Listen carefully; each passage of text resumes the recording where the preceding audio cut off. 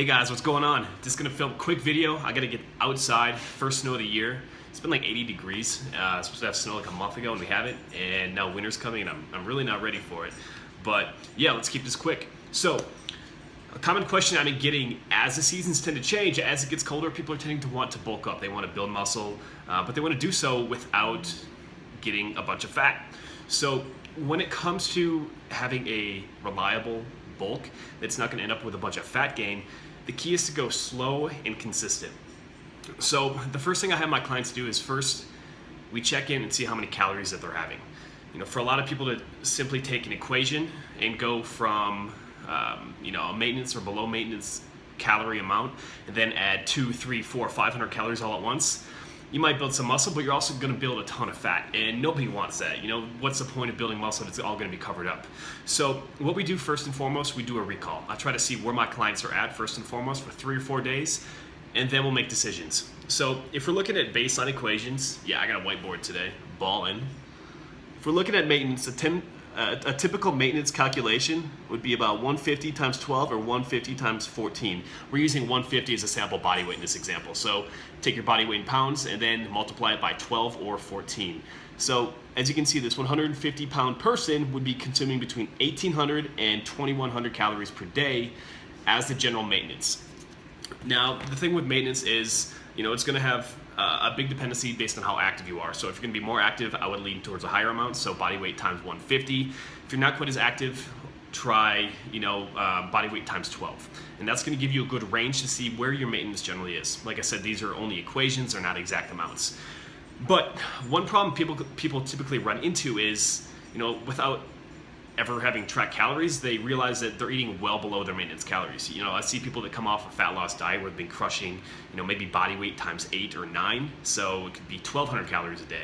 And if you try to take them immediately and go up to 1,800 calories a day, it's not going to be pretty. It's just going to be pure fat gain. So what you have to do in that case is simply reverse diet somebody up from that low calorie amount back up to maintenance, and then from maintenance up into a caloric surplus.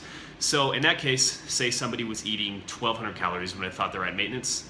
What you're going to do is you're going to take a week or two and go up maybe 1,350, 1,500, 1,650, and 1,800, taking a month just to get that metabolism back up to where it should be before you add in a muscle building amount. Did you guys hear that that groan?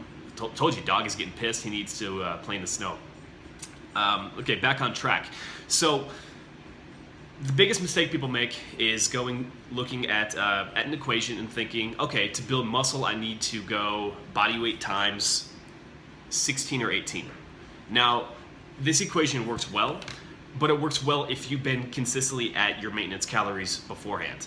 If you take somebody like I mentioned before that was at 1,200 calories, shoot it all the way up to 24 to 2,700 to build muscle, all of a sudden that influx of doubling calories, one, it's going to be impractical for them to be able to eat that much after having not eaten, have that many calories for quite a while before.